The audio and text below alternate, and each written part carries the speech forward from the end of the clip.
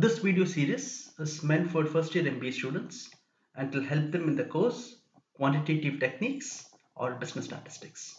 In this particular video, we are going to be looking at the concept of percentiles. Very likely you've heard about the term percentiles in the context of entrance exams and their results.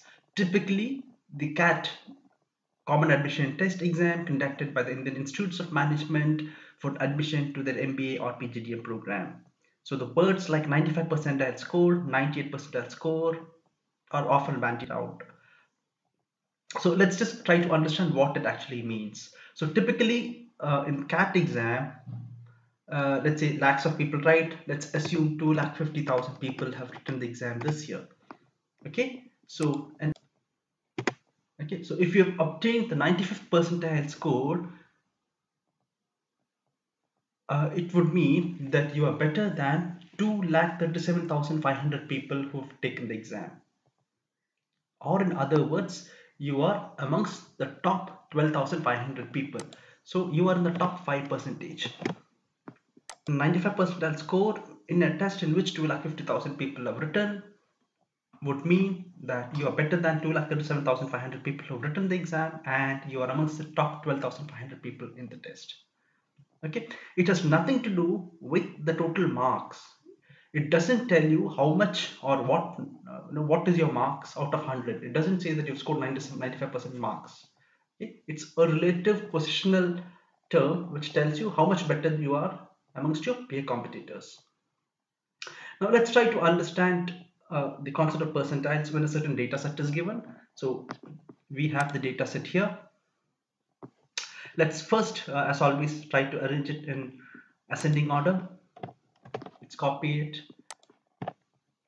and put it here, arrange it in ascending order. Okay, so there are 35 numbers. As we scroll down, we find there are 35 numbers in our data set. Okay, let's try to see determine what is the 85th percentile of this data set. 85th percentile. So our data set has got n is equal to 35. So n for this data set is 35. 85th percentile score of a data set with 35 numbers would mean 29.75. So when you get a fraction 29.75, you take the next highest integer. Okay, even if it's 29.10, you move to the next higher integer, and so in this case the next higher integer is 30. So let's look at the 30th observation in this data set. Because it's arranged in ascending order, the 30th observation is right here. So in this data set, the number 86 actually is the 85th percentile score. Okay, so when I say 85th percentile, it means that at least 85% of the numbers lie below the number 86. Or conversely, at most 15% of the numbers lie above the number 86. Okay, at least 85% below this number and at most 15% above that number. Let's randomly look at another number. Let's try to determine what is the 60th percentile. Again, we need to determine the position of this. So 60th percentage of 35. 35 is the total number of observations.